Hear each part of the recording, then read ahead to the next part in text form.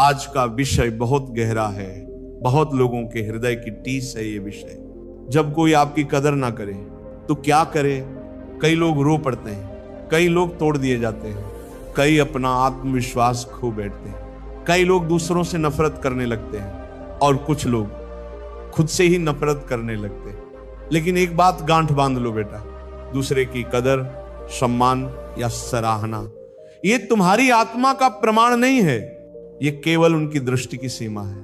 प्यारे भजन प्रेमियों, जब कोई तुम्हें नजरअंदाज करे, जब कोई तुम्हारी अच्छाई का मजाक बनाए, जब कोई तुम्हारे प्रेम का उत्तर घमंड से दे, तो समझ लेना वहां तुम्हारा रुकना नुकसानदायक है। तुम्हारी कीमत उनकी समझ से बाहर है। एक किसान अगर हीरे को खेत में देखे तो उसे पत्थर समझेगा, क्योंकि उसकी नजर सिर्फ हल चलाने की है, वो हीरे की चमक क्या जाने।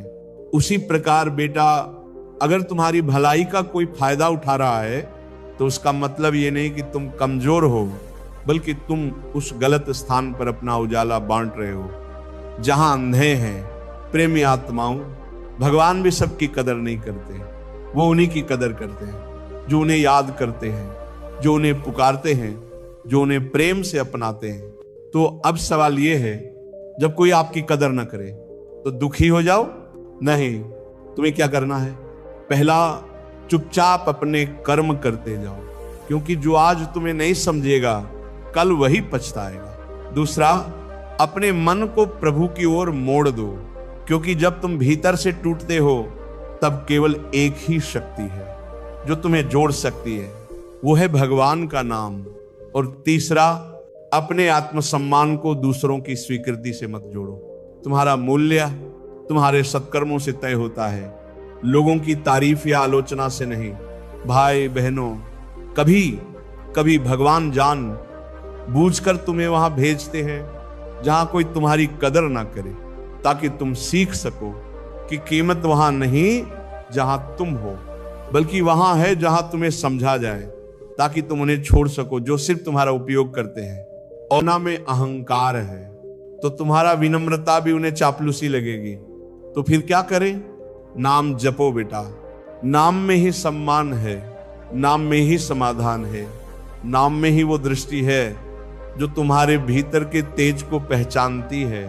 प्यारे भक्तों, आज से एक संकल्प लो, मैं अब किसी से अपनी कदर करवाने की कोशिश नहीं करूंगा, मैं खुद को प्रभु को समर्पित करूंगा।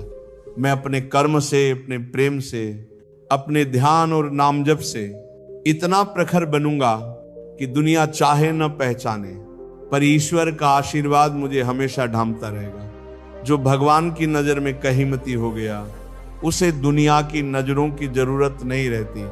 साधक जनों, जब तुम्हें लगे कि कोई तुम्हारी कदर नहीं करता तो प्रभु का स्मरण कर लो, क्योंकि वहां तुम्हारा हर आंसू भी पूजा बन जाता है। टूट के गिर जाती, 10 माला पहना दी, वो सब टूट के गिर गई।